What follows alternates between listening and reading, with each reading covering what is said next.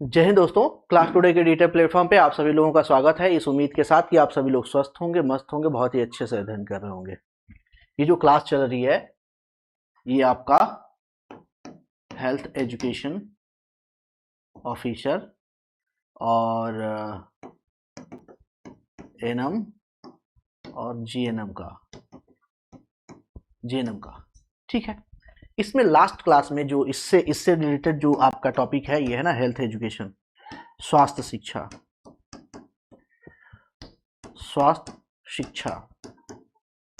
इसकी क्लास ये चल रही है ना। लास्ट क्लास में हमने दिव्यांग लोगों के बारे में देखा था और जो पुनर्वास के लिए बहुत ज्यादा आसक्त जो है कि जरूरी है जिनके लिए, उनके बारे में हमने देखा था। उनसे रिलेटेड कुछ योजनाओं वगैरह में देखा था, उनकी यूनिक डिसेबिलिटी आईडी के बारे में हमने देखा था। साथ ही साथ 2026-27 के बजट में क्या क्या बातें की गई है, उनके लिए सर्जरी की बातें की गई है, उनके लिए कृत्रिम अंग बनाने की बातें की गई है, उनको रोजगार के लिए कैसे जो है कि सस्ते दरों पे लोन देने की बात की गई है, हाई एजुकेशन में शिक्षा देने की बात की गई है। बहुत सारी बातें हमने डिस्कस किया था, ठीक है। उसी क्रम में पुनर्वास में नेक्स्ट टॉपिक हमें आज को देखना है कि पुनर्वास दल के सदस्यों के बारे में हमें जानना है। पुनर्वास दल के सदस्य कौन कौन होते हैं?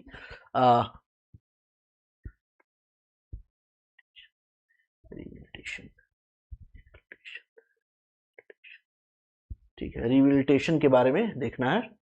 हाँ ठीक है। एक चीज याद रखिएगा कि जब भी पुनर्वास दल का जो है कि एक टीम बनती है तो टीम का जो लीडर होता है, जो मुख्य जो है कि होता है, मुख्य पर्सन होता है, वो होता है स्वास्थ्य अधिकारी होता है, हेल्थ ऑफिसर होता है। वही क्या होता है, उसका हेड होता है, ठीक है। इसमें बहुत सारे और भी जो है कि रिहेबिलिटेशन स्पेशलिस्ट होते हैं, साइकोथेरेपिस्ट होते हैं, साइकोलॉजिस्ट होते हैं, सोशल वर्कर होते हैं, रिहेबिलिटेशन जो है कि नर्सेज होती हैं, ऑक्यूपेशन थेरेपिस्ट होते हैं, है ना, फिर स्पीकिंग थेरेपिस्ट होते हैं। बहुत सारे यहाँ पे मैंने जो है कि ये शॉर्ट में ये लगा रखा है। तो इसमें सबसे पहले डॉक्टर होते हैं। डॉक्टर का काम क्या होता है कि अगर मेडिकल इमरजेंसी कोई आ गई तो उनका देख रेख करना, है ना, उनका checkup proper time to time क्या करते रहना, चेकअप करते रहना। अगर सर्जरी की जरूरत पड़े तो उसके बारे में बात करना, औषधि वगैरह के बारे में, नेट वगैरह जो आपके सेंसरी आर्गन है बेसिकली उनको चेक वुक करते रहना, उनकी जरूरी जो दवाइयां हैं उनको देते रहना। इसके लिए कौन होता है? चिकित्सक होते हैं। उसके बाद मनोचिकित्सक होते हैं कि इंसान जब किसी मेडिकल ट्रेजेडी से या किसी चीज से गुजरता है तो वो मेंटली शॉक में चला जाता है, तो उसे पुनः जो है कि सही करने के लिए आपके साइकोलॉजिस्ट जो है कि साइकोथेरेपिस्ट की बहुत ज्यादा जरूरत होती है। तो मानसिक दुर्बलता को ठीक करने के लिए ये लोग जरूरी होते हैं। इसके बाद देखते हैं आहार विशेषज्ञ, है ना। आहार विशेषज्ञ होते हैं पोषाहारी समस्या के निदान के लिए। किसके लिए? पोषाहारी समस्या के निदान के, क्या खाना है क्या नहीं। जैसे आप सामान्य भी मान लीजिए कि कोई सामान्य सी बीमारी अगर आपके पास हो गई है, तब भी अगर आप डॉक्टर के पास जाते हैं तो जब वो दवाई देता है तो डॉक्टर आपको वहां पे भी जो है कि आपको वो एडवाइस करता है ना, आपको वहां पे जो है कि वो गाइडेंस देता है और बताता है कि आपको क्या क्या चीजें खानी है, क्या क्या चीजें नहीं खानी है ना। जैसे बुखार उखार आ रहा है तो कहे कि ठंडी चीजें मत खाइएगा, जूस वगैरह ठंडा चीजें मत पीजिएगा, आप चावल मत खाइएगा, दही मत खाइएगा, मट्ठा मत खाइएगा, ये सारी चीजें आप मत खाइएगा क्योंकि ठंडी चीजें हैं, और ठंडी चीजें हैं तो आपको क्या करेंगे, नुकसान करेंगी। तो इस तरह की चीजें, मान लीजिए आपको ठंड लग गई है, उसके लिए दवा लेने जाएंगे तो फिर वो बोलेगा कि आप ऐसा काम कीजिए, गर्म चीजें खाइए, है ना। तो इस तरीके की चीजें जो है कि वहां पे बताई जाती है, ये भी क्या होती है, जरूरी होती है। वाणी चिकित्सा, बहुत सारे लोगों के साथ जब मेडिकल ट्रेजेडी होती है तो शॉक के कारण उनकी जो है कि क्या बोलते हैं कि बात करने की क्षमता ही क्या हो जाती है, कुछ समय के लिए या कुछ दिनों के लिए वो मेडिकली ट्रोमा में चले जाते हैं, जिससे वो बात ही नहीं कर पाते हैं, अपनी भावनाओं को व्यक्त ही नहीं कर पाते हैं। ऐसे कंडीशन में जो है कि उनको बोलने सिखाने के लिए, या फिर जो है कि वाणी चिकित्सा वहां पे भी काम आते हैं। जैसे बहुत सारे केसेस में जो है कि बहुत सारे लोग ऐसे होते हैं जो तुतलाते हैं, हकलाते हैं, तो वहां पे भी जो है कि वाणी चिकित्सक जो है कि काम में आते हैं, उनको भी जो है कि मुख्य धारा में लाने के लिए ये बहुत इंपॉर्टेंट हो जाते हैं। सामाजिक कार्यकर्ता होते हैं, सोशल वर्कर होते हैं, साथ ही साथ फैमिली है ना, परिवार के मुखिया व समुदाय के लोग होते हैं, जो बहुत ज्यादा जो है कि जरूरी, जो नेता उता टाइप के लोग होते हैं ना, वो भी जो है यहाँ पे पुनर्वास के लिए बहुत ज्यादा जरूरी होते हैं। ठीक है, अब ये जो सारा काम होता है उसके लिए जरूरी होता है गाइडेंस। क्या जरूरी होता है? गाइडेंस जरूरी होता है। व्यक्तिगत निर्देशन व शिक्षा, अब इसे निर्देशन दिया जाता है व्यक्तिगत लेवल पर, जैसा है ना परिवार के मुखिया। स्वास्थ्य के संदर्भ में व्यक्तिगत, परिवार, समुदाय का निर्देशन व परामर्श क्या होता है? जरूरी होता है। वही बात यहाँ पे की गई है। तो व्यक्तिगत निर्देशन। अब गाइडेंस के बारे में देखते हैं, तो एक तो होता है आपका पर्सनल गाइडेंस, ठीक है, उसके बाद वोकेशनल गाइडेंस, उसके बाद एजुकेशनल गाइडेंस, उसके बाद सोशल गाइडेंस। और ये सारे एक दूसरे से क्या है? कनेक्टेड है। सारे एक दूसरे से क्या है? कनेक्टेड है। और पुनर्वास के लिए ये बहुत ज्यादा जरूरी है। व्यक्तिगत में क्या होता है कि दैनिक क्रियाकलाप में, है ना, जैसे मान लीजिए कि कोई ऐसा पर्सन है जिसे पुनर्वास की जरूरत है, किसी मेडिकली जो है कंडीशन से गुजरा हुआ है, या किसी मेजर ऑपरेशन से गुजरा हुआ है, या किसी मेजर जो है कि ट्रीटमेंट प्रोसेस से गुजरा हुआ है, तो सबसे पहले उसे हिदायत दी जाती है कि आप खुद के दिमाग पे और खुद के शरीर पे बहुत ज्यादा जोर मत डालिएगा। जितना आपसे हो सकता है उतना ही कीजिएगा। बाकी काम के लिए अब परिवारजनों का आप सहयोग लीजिएगा। यही बात जो है कि यहां पे की जाती है। ठीक है, और कहा जाता है कि आप खुद से जो है कि समय पे, अपने खाने पीने पे, अपने जो है कि स्नान वगैरह करने पे, साफ सफाई पे विशेष ध्यान रखिएगा। ये बात उनको बताई जाती है। साथ ही साथ ये मैंने आपको बता ही दिया, आत्मबल पर धैर्य रखिएगा, यानी अपने आप पे क्या कीजिए? हमेशा विश्वास रखिए। आप पहले की तरह बिल्कुल परफेक्ट हो जाएंगे, आपको कोई समस्या नहीं होगी, हम सब हैं आपके साथ। तो आपको सबसे पहले सेल्फ बिलीव होना चाहिए, तो खुद पे बहुत ज्यादा आपको क्या होना चाहिए? भरोसा होना चाहिए। ठीक है, विनम्र व सद्भाव या सद्व्यवहार का पालन करें, शिष्टाचार ख्याल रखें। यानी कि अगर आप जो है कि मान लीजिए कि इस कंडीशन में है, मेडिकली कंडीशन में है, आपको केयर की जरूरत है, तो आप अपनी वाणी को, यानी कि अपनी बात को, अपनी बोली को थोड़ा सा सामान्य टोन में लेके आइए, साधारण से प्यार से बातें कीजिए, अपने बड़ों को प्यार दिखाइए, अपने से छोटों के लिए भी क्या दिखाइए? प्यार दिखाइए। अगर ऐसा नहीं करेंगे, हमेशा झुलझुलाते रहेंगे, आपका मूड स्विंग होता रहेगा, हमेशा झल्लाते रहेंगे, तो वो लोग भी बोर रहेंगे, क्या ये जो है कि इनको करना धरना कुछ है नहीं, और सब कुछ जो है कि बेड पे बड़े बड़े जो है कि बस बड़बड़ाते रहते हैं या रहती हैं। इस तरह की बातें होने लगती हैं। यानी कि अगर आप व्यवहार अपना अच्छा बना के नहीं रखते हैं, तो उस कंडीशन में आप कहीं ना कहीं परिवार के लोगों पे क्या हो जाते हैं? बोझ हो जाते हैं, है ना। बड़े और बच्चों का उचित सम्मान करिए। बात है मनोरंजन व अन्य घरेलू वातावरण में मन बहलाए, यानी कि अपने आप को हमेशा खुशनुमा रखें, बच्चों के साथ खेलते रहें।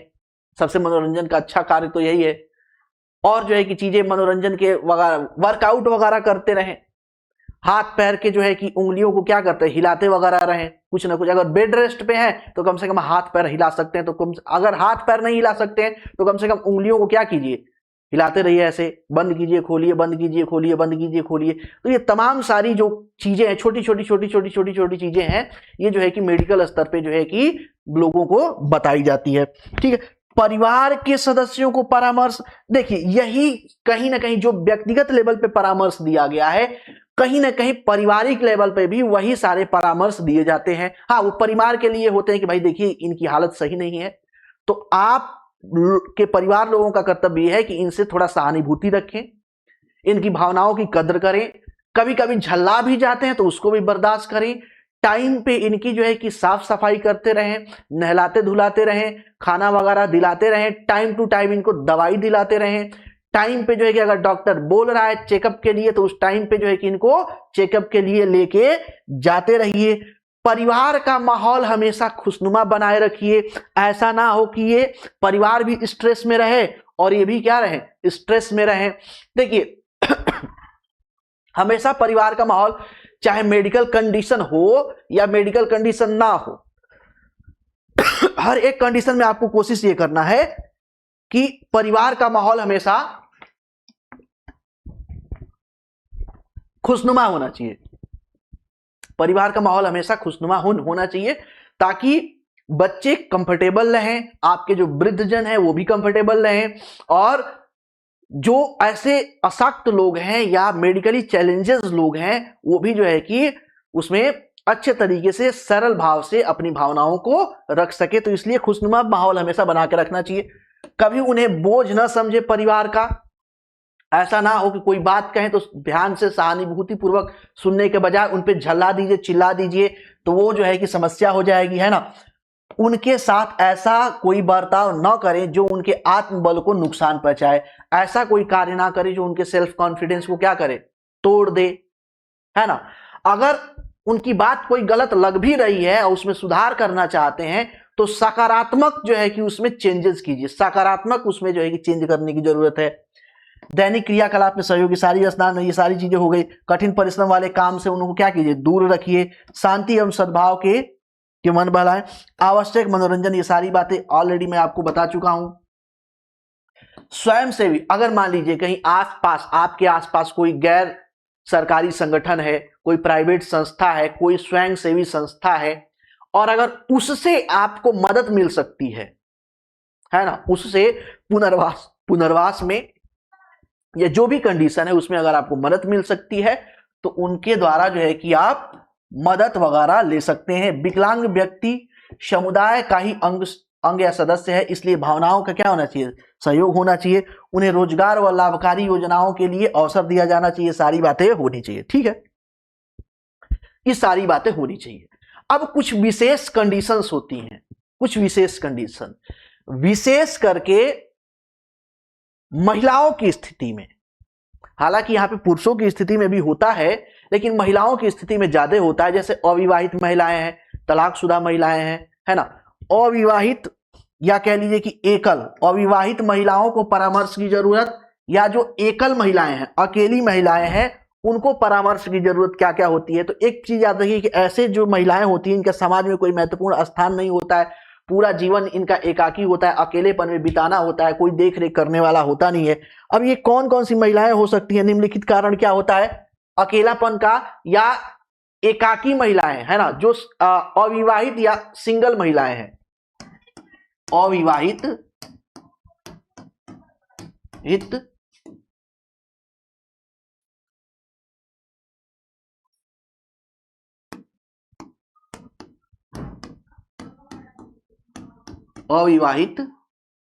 या एकल महिलाएं, एकल महिलाएं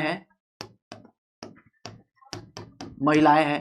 अब इनमें कौन कौन सी महिलाएं आ जाएंगी, तो इनमें आपकी वे महिलाएं आ जाएंगी जो मानसिक रूप से थोड़े से चैलेंजेस हैं, जो पागल या अर्थ जो है कि पागल टाइप की है ना, मेंटली चैलेंजेस हैं। जो बलात्कार की शिकार महिलाएं हैं वो भी आ जाएंगी। अविवाहित महिलाएं ऑलरेडी यहाँ पे आ जाएंगी। पति द्वारा छोड़ी जाने वाली महिलाएं यहाँ पे आ जाएंगी। प्रेमी द्वारा धोखा दिए जाने वाली महिलाएं यहाँ पे आ जाएंगी। बहुत बार क्या होता है, लोग प्यार मोहब्बत के चक्कर में पड़ जाते हैं, फिर जो है कि एक दूसरे का साथ निभाने के लिए घर से निकल जाते हैं। फिर पता चलता है कि जैसे ही 1 महीना गुजरा बाजार में, है ना, और आटे दाल का भाव पता चला, वैसे ही पता चलता है कि भैया ऐसा काम करो कि लड़का चुपचाप जो है कि उनको वहीं पे छोड़ के निकल दिया। फिर वो औरत जो है क्या करती है, वो लड़की जो भी होती है वहां पे फंस जाती है, क्योंकि घर छोड़ के आई है, घर भी जा नहीं सकती है लड़के की तरह, और लड़का तो घर चला जाए या कहीं और चला गया कब माने, तो वो समस्या हो जाती है उसके लिए। तो इस तरह की महिलाएं जो है कि एकल हो जाती हैं, है ना, तो उनको जो है कि अलग समस्या होती है। उनको सामाजिक समस्या भी होती है, उनको शारीरिक समस्या भी होती है, उनको मानसिक यातनाओं से भी गुजरना पड़ता है। और उसमें कौन कौन सी समस्याएं होती है, उन समस्याओं में देखेंगे तो यौन सुख की जो है कि प्रॉब्लम होती है ना, एकल महिलाएं हो गई। और जो यौन सुख की बात की जाती है तो वहां पे ज्यादातर लोग वो दुरुपयोग करते हैं, यूज करते हैं, बस और कुछ नहीं। जैसे डस्टबिन होता है ना, जैसे नैपकिन होता है, वैसे ही बस यूज करके थ्रो करने वाली बात हो जाती है। तो ये समस्यात्मक एक चीज हो जाती है। परिवार का सुख उनको नहीं मिलता है, एकाकी जीवन हो जाता है, यानी पूरा जीवन अकेले ही क्या करना पड़ता है, उनको बिताना पड़ता है, और कोई उनकी देखरेख करने वाला, पूछताछ करने वाला होता नहीं है। सामाजिक तिरस्कार, अच्छा, समाज का दृष्टिकोण भी ऐसे लोगों के लिए बहुत अच्छा नहीं है, और समाज के दृष्टिकोण ऐसे लोगों को जो है कि अच्छा नहीं है, तो वो भी समस्या। अविवाहित महिलाओं को स्वास्थ्य निम्नलिखित प्रकार से प्रभावित करता है। ये सारी बातें हमने बहिष्कार हो गया। निम्न आर्थिक सामाजिक स्तर विशेषकर वृद्धावस्था में और समस्या होती है, क्योंकि इनके आगे पीछे कोई होता नहीं है फैमिली मेंबर, तो वृद्धावस्था में और जो है कि इनको समस्या देखने को मिलती है। अवसाद, तनाव और मानसिक रोग जो है कि बहुत सारे इनको जो है कि ग्रसित हो जाती हैं, है ना। ये चीजें हमें जो है कि देखने को मिलती है इनमें। साथ ही साथ गर्भपात की समस्या देखने को मिलती है, अवैध संबंध की समस्या देखने को मिलती है। और इतनी सारी जब समस्याएं प्रॉब्लम्स हो जाती है ना, देखिए चाहे वो महिला हो या पुरुष हो, कोई भी हो, जब उसके पास बहुत सारा टेंशन, समस्या और ऐसी समस्याएं विशेष करके जिसका कोई समाधान ही ना दिखता हो, तो इस कंडीशन में जो मादक पदार्थ यानी कि जो नशीली चीजें हैं उनका जो है कि सेवन वो करना शुरू कर देते हैं। तो मादक पदार्थों का व्यसन जो है कि लग जाता है। हाँ, और जब मादक पदार्थों का जो है कि व्यसन लग जाता है, खान पान अच्छा नहीं है, देख रेख अच्छा नहीं है ना, तो इस कंडीशन में उनका हार्मोनल जो है कि असमानताएं आ जाती हैं। तो वहां से भी बहुत सारे जो है कि रोग वगैरह, समस्याएं वगैरह वहां देखने को मिलने लगती हैं। स्तन व गर्भाशय कैंसर की समस्या इनमें बहुत बड़े लेवल पर देखने को मिलती है। तो ये सारी समस्याएं इन लोगों में देखने को मिलती है। अब इन सारी समस्याओं के समाधान के लिए इनको अलग से जो है कि आपको गाइडेंस देना पड़ता है, आपको एडवाइज करना पड़ता है, काउंसलिंग उनकी करनी पड़ती है। अगर कोई मेंटली चैलेंज हो गया है तो ऐसे कंडीशन में उसी प्रॉपर काउंसलिंग करनी पड़ती है, और फिर उसे किसी न किसी तरीके से उसे कोई स्किल दे करके या कोई व्यवसाय करा करके उसके आर्थिक रूप से मदद करके कहीं ना कहीं उसे जो समाज की मुख्य धारा है उससे जोड़ने की कोशिश की जाती है। ऐसे ही तलाक शुदा महिलाएं हैं। कई महिलाएं अपने चाहे किसी भी कारण हो, दुर्व्यवहार के कारण हो, तिरस्कार के कारण हो, उत्पीड़न के कारण हो, किसी भी कारण से जो है क्या हो गया, वो विवाह विच्छेद हो गया, तो वहां पे भी समस्याएं देखने को मिलती हैं, है ना। समाज से में उनका उचित स्थान नहीं होता है। सामान्य तौर पे ये माना जाता है कि अगर लड़की जो है कि विवाह विच्छेद कर रही है तो कहीं ना कहीं लड़की की ज्यादा गलती है, लड़के की कम गलती है। हालांकि इस कंडीशन में दोनों की गलती समान होती है। अच्छा, ऐसी भी बात नहीं है कि यहाँ पे समस्या सिर्फ जो है कि लड़कियों के लिए होता है या महिलाओं के लिए होता है। यहाँ पे समस्या जो है कि पुरुषों के लिए भी होता है, उनको भी काउंसलिंग की भी जरूरत पड़ती है ना।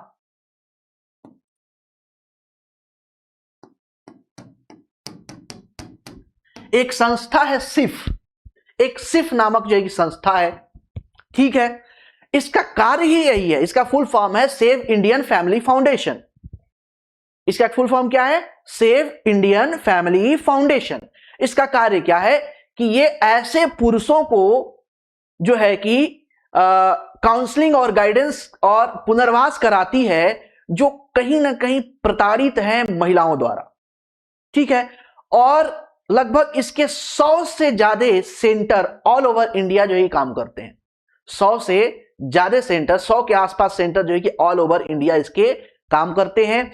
साथ ही साथ देखेंगे तो यहां पे हर एक सेंटर पे हजारों में, है ना, लाखों में लोग जो है कि वहां पे, हजारों लाखों में लोग जो है कि वहां पे पड़े हुए हैं, जो कहीं ना कहीं प्रताड़ना से, चाहे समाज से दुखी होकर के, चाहे अपनी बीवी या महिला के प्रताड़ना से वो कहीं ना कहीं सुसाइडल कंडीशन में चले गए हैं, तो वहां से ये लोग रेस्क्यू करके लेके आए। रेस्क्यू करके लाने के बाद जो है कि उनका चिकित्सा किए, फिर उनका जो है कि मेंटली जो है कि इलाज किए, फिर उनको कोई ना कोई स्किल पकड़ाया गया, कोई ना कोई जो है कि देखो, इंसान चाहे जो कितना भी आलसी इंसान हो, उसको अपने जीवन को जीने के लिए कोई ना कोई स्किल चाहिए। इंसान खाली नहीं बैठ सकता। इंसान की खास बात क्या है कि इंसान कभी भी खाली नहीं बैठ सकता, उसको कुछ ना कुछ करने को चाहिए। तो उसे स्किल देना, स्किल देने के साथ साथ उसको जीवोपार्जन का एक साधन देना, और फिर वहीं पे जो है कि सेंटर में उनको जो है कि रखना, ये सारा काम जो है कि सिर्फ के द्वारा चलाया जाता है। ये विशेष करके पुरुषों के द्वारा। चाहे तो आप इंटरनेट वगैरह पे, गूगल वगैरह पे सर्च कर सकते हैं, यूट्यूब वगैरह पे कहीं पे भी सर्च कर सकते हैं, सिर्फ के बारे में आपको पूरी जानकारी मिल जाएगी, ठीक है। आगे चलते हैं। एकाकी जीवन होता है। देखिए ऐसे पुरुषों की भी बात करें, महिलाओं की भी बात करें, दोनों की बात सेम हो जाएगी, है ना। एकाकी जीवन जीने को विवश हो जाते हैं, आर्थिक शारीरिक रूप से असुरक्षित महसूस करते हैं। आर्थिक रूप से, शारीरिक रूप से और सामाजिक रूप से ऐसे लोग असुरक्षित महसूस करते हैं, क्योंकि इनके आगे पीछे कोई होता नहीं है। मादक पदार्थों का व्यसन, सेवन, शराब पीना, धूम्रपान करना आदि जो है कि ये शिकार हो जाते हैं, समस्या हो जाती है। अवैध संबंध जो है कि अवैध यौन संबंध निर्माण से यौन रोग से ग्रसित हो जाते हैं। ऐसे लोगों को जब जो है कि फैमिली नहीं मिलती है, कोई इमोशनल सेटिस्फैक्शन देने वाला पर्सन नहीं होता है, या फिजिकल सेटिस्फैक्शन देने वाला जो है कि कोई पर्सन नहीं होता है, तो इस कंडीशन में समस्या ये हो जाती है कि ये अवैध संबंध बनाते हैं, फिर वहां से बहुत सारे जो है कि बीमारियों की जड़ शुरू हो जाती है ना। तो ये चीजें यहां पे देखने को मिलती है। ऐसे लोगों को बहुत जरूरी होता है पुनर्वास। ऐसे में स्तन कैंसर, गर्भाशय कैंसर, गर्भपात, उग्रता व चिड़चिड़ापन, मूड स्विंग होना जो है कि एक आम सी इनकी प्रवृत्ति में आ जाता है। ठीक है। विधवा महिलाओं में भी इसी तरह की समस्याएं देखा जाता है। विधवा महिलाओं को, खास तौर से जो विधवा महिलाएं हो जाती हैं, उनको अभी तो फिर भी ठीक है, अभी तो खुद फिर भी ठीक है, पहले और बदतर स्थिति थी कि कोई विधवा हो गया तो तुरंत पति के साथ क्या करो, जला दो, या फिर कोई बच गई तो उसे हे दृष्टि से देखा जाता था, घर के बाहर उसको कहीं किसी कोने में रखा जाता था, उसकी जिंदगी से सारे रंग, खुशी के रंग गायब कर दिए जाते थे, सफेद कपड़े उन्हें पहना दिए जाते थे, सारे जो है कि उनके कहीं कहीं तो बाल उनका जो है ना, बाल उड़वा दिया जाता है। ये भी समस्या जो है कि देखने को मिलती है। तो ये सारी समस्याएं हमें देखने को मिलती है। अशुभ माना जाता है, उनको क्या माना जाता है, अशुभ माना जाता है। अगर कोई घर में शादी विवाह या कोई शुभ कार्य होता है तो उनको पहले ही निर्देश दे दिया जाता है कि यहां पे मत जाना मंडप। जैसे शादी हो रही है तो साफ कह दिया जाता है कि आप देखिए शादी के मंडप में नहीं जाएंगी, आप घर में पड़े रहिएगा, नीचे मत आइएगा। ये स्पष्ट रूप से उन्हें निर्देश दे दिया जाता है। ब्याह शादी तीज त्योहार में ये समस्या होने लगती है। दिन भर उनसे काम करवाया जाता है लेबर की तरह, ये समस्या देखने को मिलती है। उनको प्रॉपर जो है कि खाना भी नहीं नसीब होता, यानी कि संतुलित पोषण युक्त जो है कि आहार उनको नहीं मिलता है। कहीं ना कहीं आने जाने पे क्या होता है, प्रतिबंध लगा दिया जाता है। ऐसी महिलाओं के लिए बहुत सारे उपाय करने की जरूरत होती है, जिसमें आप उन्हें समाज में उचित सम्मान व स्थान प्रदान करने की जरूरत होती है। ऐसे महिलाओं को क्या होती है, जरूरत होती है कि ऐसे महिलाओं को सबसे पहले तो इलाज की जरूरत होती है, मेंटली इलाज की जरूरत होती है, मानसिक चिकित्सक की जरूरत होती है। साथ ही साथ कोशिश कीजिए कि समाज में उनको प्रॉपर जो है कि एक स्थान मिले, एक सम्मान मिले, एक रोल मिले, मुख्य धारा में जोड़ा जाए। उनको कोई ना कोई एक स्किल, कोई ना कोई कौशल, कोई ना कोई एक जीवोपार्जन का साधन उन्हें दे करके मुख्य धारा से जोड़ा जाए। आत्मसम्मान व आत्मविश्वास उत्पन्न किए। जब उन्हें मुख्य धारा से जोड़ा जाएगा, कोई ना कोई एक कार्य या कोई कौशल सिखा करके जीवोपार्जन के लिए उनको लगा दिया जाएगा, तो उनमें भी आत्मविश्वास स्वतः ही आ जाएगा। अधिकारों की सुरक्षा की बात हो जाएगी। आर्थिक सहायता अगर जो है कि हो सकता है तो उन्हें पैसा वैसा लगा के कोई छोटा सा कारोबार करा दीजिए, ये भी जो है कि अच्छी बात है। महिलाओं हेतु सरकारी नौकरी, स्वरोजगार के अवसर बढ़ाएं, आर्थिक सहायता प्रदान करें। ऑलरेडी ये चीजें मैं आपको बता चुका हूं। सामाजिक व आर्थिक सुरक्षा प्रदान करने हेतु वृद्धा आश्रम की आवश्यकता होती। ये जो देखिए वृद्धा आश्रम का जो प्रचलन हुआ है ना, वृद्धा आश्रम का जो प्रचलन हुआ है मुख्य रूप से बड़े बड़े शहरों में। हालांकि ये देखेंगे कि ग्राम या छोटे छोटे शहरों में या ग्रामीण या दूर दराज के क्षेत्रों में वृद्धा आश्रम जैसा कोई कॉन्सेप्ट देखने को नहीं मिलता है। कारण क्या है, कारण यह है कि यहाँ के लोग जो होते हैं बहुत ज्यादा पितृभक्त टाइप के होते हैं। तो जो पितृभक्त टाइप के होते हैं वो अपने माता पिता को एक के प्रति उनकी एक आस्था होती है, वो जो है कि ताउम्र उसे निभाने की कोशिश करते हैं और निभाते हैं। ठीक है, ये सारी बातें हमने देख ली। इसमें हमने क्या क्या देखा है, पर्सनल जो है कि आपके काउंसलिंग और गाइडेंस से रिलेटेड पूरा जो है कि, और पुनर्वास से संबंधित सारी चीजें हमने जितनी भी हो सकती है, जितना भी पॉसिबिलिटी है एग्जाम में पूछे जाने की, वो सारी चीजें हमने 1 बाय 1 करके देख लिया। ठीक है, एक क्लास और इसमें कंटेंट का होगा, उसके बाद दूसरे क्लास में क्वेश्चन आ जाएगा, उसके बाद हो सकता है एक और मैं अलग से क्वेश्चन का सेट कराऊं, तो इस तरीके से 2-3 क्लास और इस पीडीएफ में जुड़े हुए मिल जाएगा। ठीक है, ये जो है कि आपका टॉपिक कंप्लीट हो गया। कौन सा? काउंसलिंग और गाइडेंस और पुनर्वास या रिबिलिटेशन, है ना, ये आपका टॉपिक कंप्लीट हो गया। अब जो हमें टॉपिक देखना है वो देखना है एक सब टॉपिक स्वास्थ्य कार्यकर्ता। स्वास्थ्य कार्यकर्ता, स्वास्थ्य शिक्षा में मेन जो है कि भूमिका जो हमें नजर आती है, स्वास्थ्य शिक्षा में या स्वास्थ्य का जो क्षेत्र है उसमें जो मुख्य भूमिका नजर आती है वो कहीं ना कहीं हमें स्वास्थ्यकर्ता या स्वास्थ्य कर्मियों की मुख्य भूमिका हमें नजर में आती है, जिसमें से भारत में देखा जाए तो लगभग 5 मिलियन सक्रिय स्वास्थ्य कर्मी हैं। भारत में कितने स्वास्थ्य कर्मी हैं? लगभग 5 मिलियन के आसपास स्वास्थ्य कर्मी इसमें सक्रिय हैं, जिसमें आप देखेंगे तो लगभग 8,57,000 से अधिक जो है कि मान्यता प्राप्त आपकी आशा है, 1.2 मिलियन के आसपास आंगनबाड़ी कार्यकर्ता है और लगभग 2 लाख के आसपास एनम है, नर्स जिसे बोलते हैं, दाई जिसको बोलते हैं, मिडवाइफ या दाई या नर्स, इन्हीं का जो है कि अलग अलग नाम है, ये लोग यहां पे शामिल हैं। ठीक है, इन तीनों को क्या बोलते हैं? इन तीनों को बोलते हैं अग्रिम पंक्ति की कार्यकर्ता। क्या बोलते हैं? अग्रिम पंक्ति की कार्यकर्ता।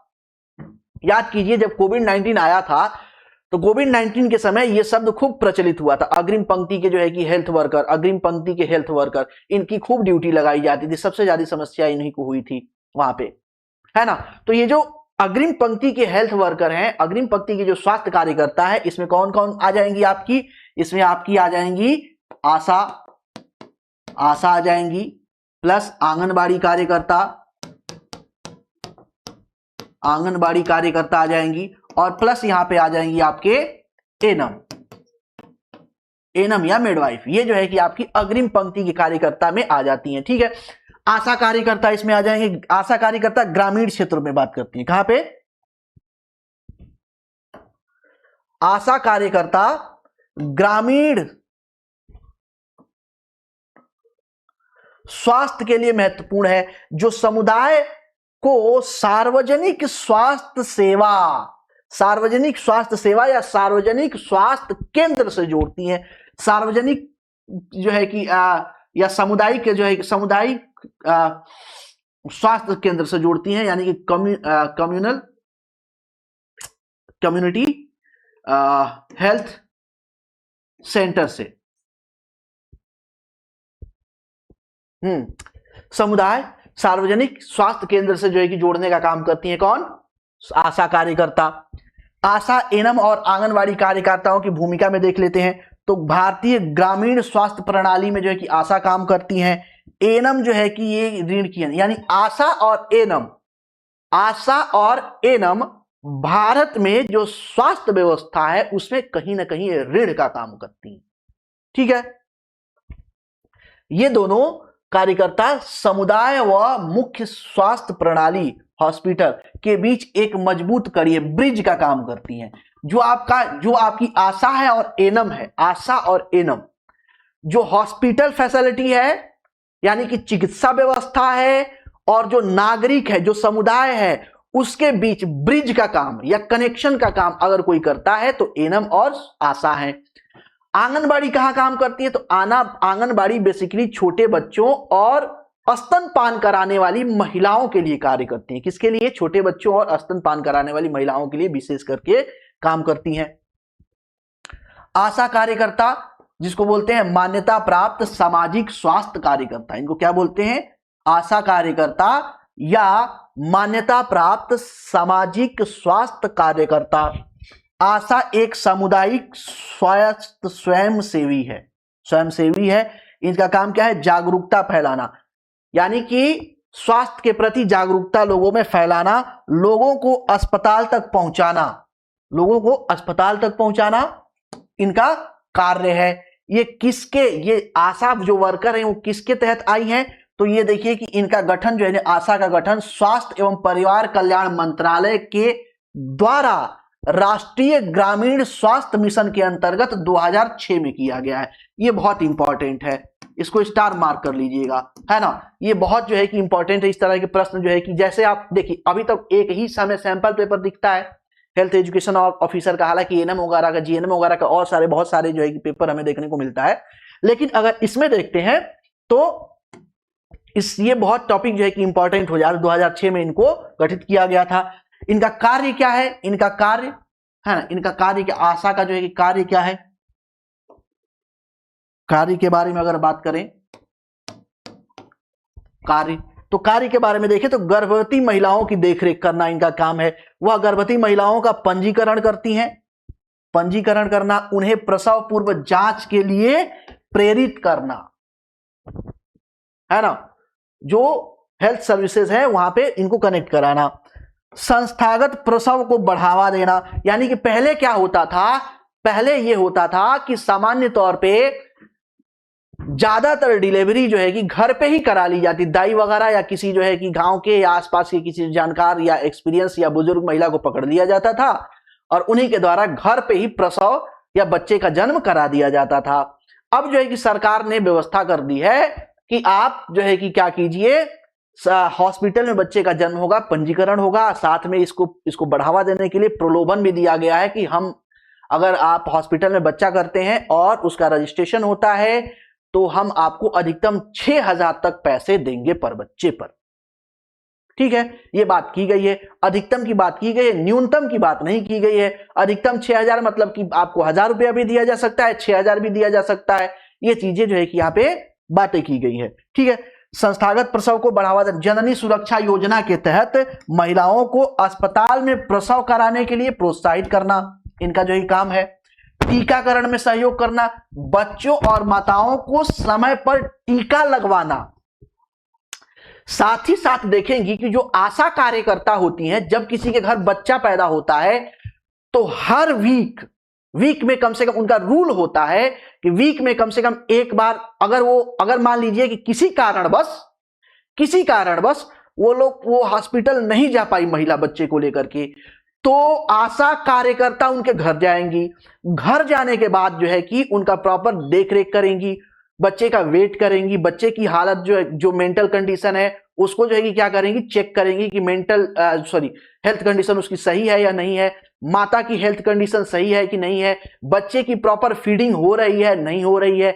ऐसा तो नहीं है कि बच्चे की एज बढ़ती जा रही है, एज के अकॉर्डिंग वेट नहीं बढ़ रहा है, तो वो सारी चीजें जो है कि चेक करेंगी। अगर ऐसा हो रहा है कि बच्चे की एज बढ़ने के साथ साथ उसका वेट नहीं बढ़ रहा है, तो फिर वहां पे डाइट भी बताएंगे, देखिए बच्चे का थोड़ा सा ध्यान रखिए, फीडिंग वगैरह में ध्यान रखिए, दूध सही से टाइम पे पिलाइए। साथ ही साथ अगर बच्चे को ऊपर से कुछ खिला सकती हैं, फल जैसे जूस वगैरह दे सकती हैं, तो फिर वो भी देख लीजिए। तो इस तरीके से वो एडवाइस भी करती हैं, ये भी चीजें हमें देखने को मिलता है। परामर्श व शिक्षा भी देती हैं, है ना, स्तनपान से संबंधित, गर्भ निरोधक से संबंधित। अब क्या होता है, सामान्य तौर पर ये एक जो है कि अवधारणा जो है कि बना दी गई है या सरकार द्वारा या डॉक्टरों द्वारा बता दिया जाता है कि कम से कम एक बच्चे से दूसरे बच्चे के बीच का जो गैप है कम से कम 3 साल का होना चाहिए, 3 साल का होना चाहिए। तो इसमें जो है कि आपके गर्भ निरोधक जो है कि जो प्रोडक्ट आते हैं उसका जो है कि आप अपने दैनिक जीवन में प्रयोग का जो है कि यहाँ पे सुझाव दिया जाता है। स्वच्छता और पोषण के बारे में, परिवार के सलाह के बारे में, ये सारी बातें यहाँ पे बताई जाती है। प्राथमिक उपचार की बात की जाती है, दस्त के लिए ORS वगैरह, बुखार के लिए, है ना, पैरासीटामॉल, मामूली चोट के लिए, ये बहुत सारी चीजें बताई जाती हैं, है ना, बच्चों के लिए और मां के लिए भी। ये पूरा एडवाइस देने का काम किसका है, आशा का है, ये सारा काम आशा करती है। रोग निगरानी, अगर जो है कि कोई असाध्य या कोई रोग हो गया तो उसको पेशेंट को देख रेख करना, मॉनिटरिंग करने का काम किसका है, आशा का है। जैसे मलेरिया हो गया, टीबी हो गया के लक्षण की सूचना अधिकारियों, अगर इस तरह की कोई जो है कि लक्षण दिख रहा है किसी पर्सन में, तो उसकी सूचना जो है कि आपके हेल्थ सेंटर पे देना, है ना, हेल्थ सेंटर पे देना जो है कि ये कार्य होता है किसका, आशा का। ठीक है, ये आशा के बारे में हमने प्रॉपर देख लिया।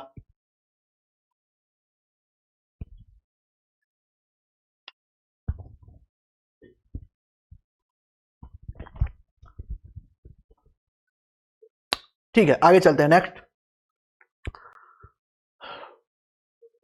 एनम के बारे में देखते हैं।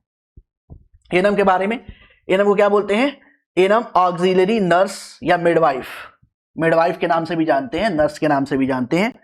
एनम जो है कि देखिए, जो आपका आशा होती है ना, ये मेडिकली ट्रेंड या प्रशिक्षित लोग नहीं होती हैं, है ना। ऐसा नहीं है कि ये कोई मेडिकली कोर्स करके आती हैं, नहीं। लेकिन एनम जो है कि प्रॉपर ट्रेंड होती हैं, एजुकेटेड होती हैं, स्पेशली एनम का कोर्स करके आती हैं, है ना, डिप्लोमा वगैरह करके आती हैं। एनम का कार्य मुख्य रूप से क्लिनिक और तकनीकी सेवाओं से जुड़ा हुआ है। किससे जुड़ा हुआ है? क्लिनिक और तकनीकी सेवाओं से जुड़ा हुआ है।